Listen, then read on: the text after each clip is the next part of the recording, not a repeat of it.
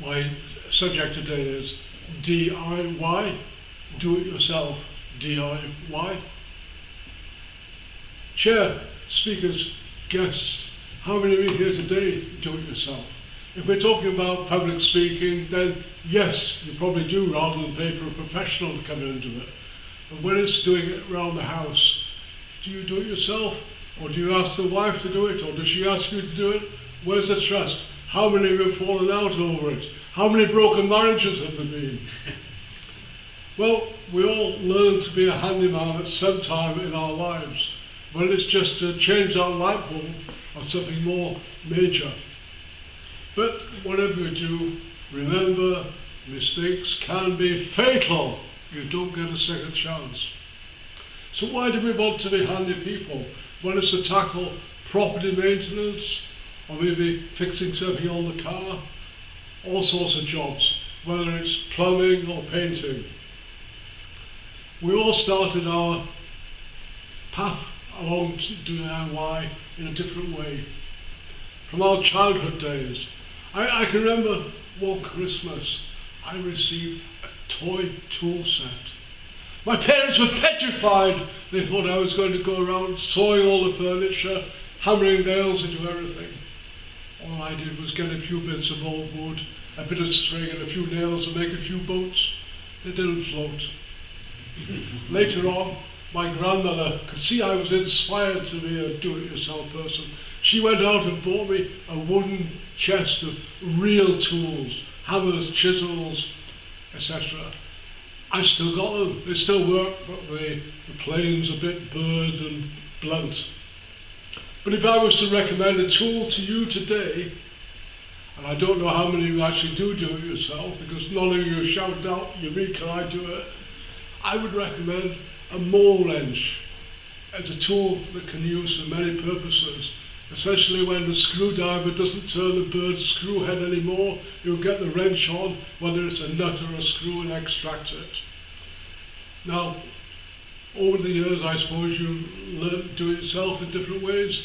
I can remember in the old days of Exchange and Mart, that black and white advertising newspaper. The ones here won't know it, they only know about Amazon and eBay, etc. But it was my dream as I was reading it to buy a tool. And I saw a Black & Decker electric drill advertised with a 3/8" chuck. And what's more, it came with a variable speed control and buffers and things. I thought, this is a magnificent tool. So I sent off my postal order. Remember postal orders? In hope, because when it arrived, yes, I've still got it. So it was a real bargain. But over the years, I've acquired many tools. And throughout our lives, as I said, we all acquire many skills. I remember the first year at grammar school, we were taught in carpentry how to do various wooden joints, such as tenon and other joints.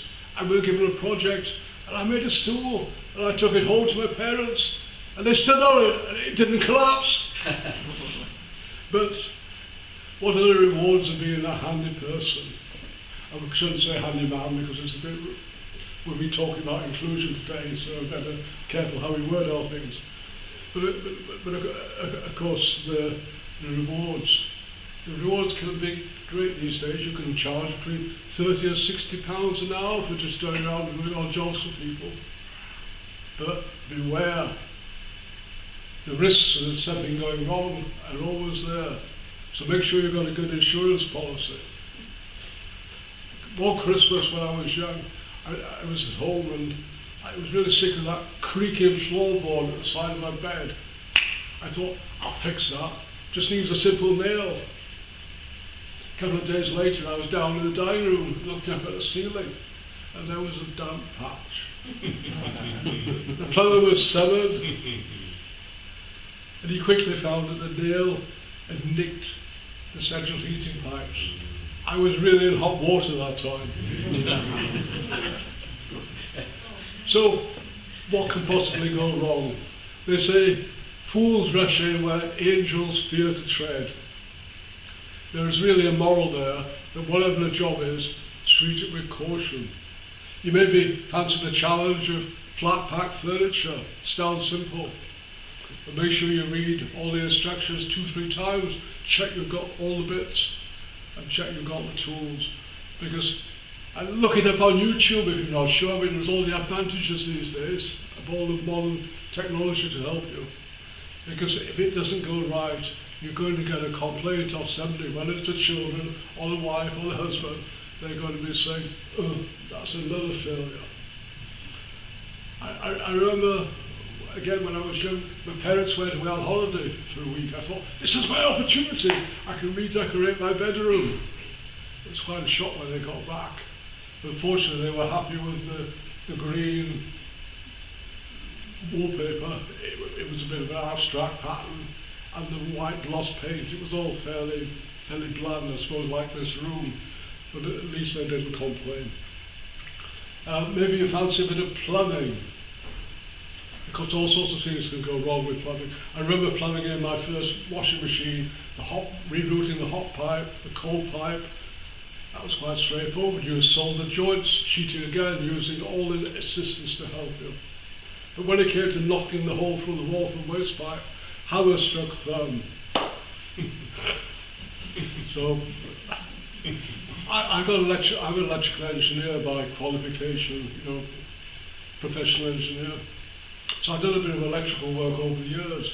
But of course these days you've got to be really careful, because it's only minor work you're allowed to do, otherwise you have to have it inspected, and it would invalidate your house insurance.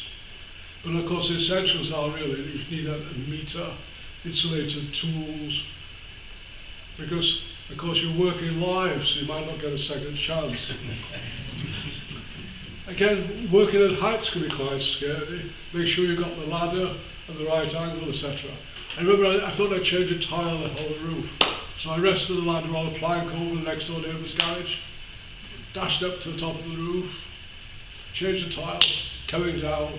How do I get back onto the ladder? Suddenly remembered it was balanced on a plank, a narrow plank. One little slip and it slide off. His car was in the garage underneath. I was petrified. I've never taken such a risk again. I'm sure all of you here today can recall tales of caution. But I hope it hasn't put you off being a handyman. After all, there's great satisfaction, and you're increasing your knowledge all the time. But remember, as we age, we become less mobile. Our balance isn't as good as it was when we were young, and things always take longer than you anticipate. So now you know all the pitfalls. I wish you all the best in trying to save on the cost of calling out a professional. So good luck, but don't call me if it goes wrong.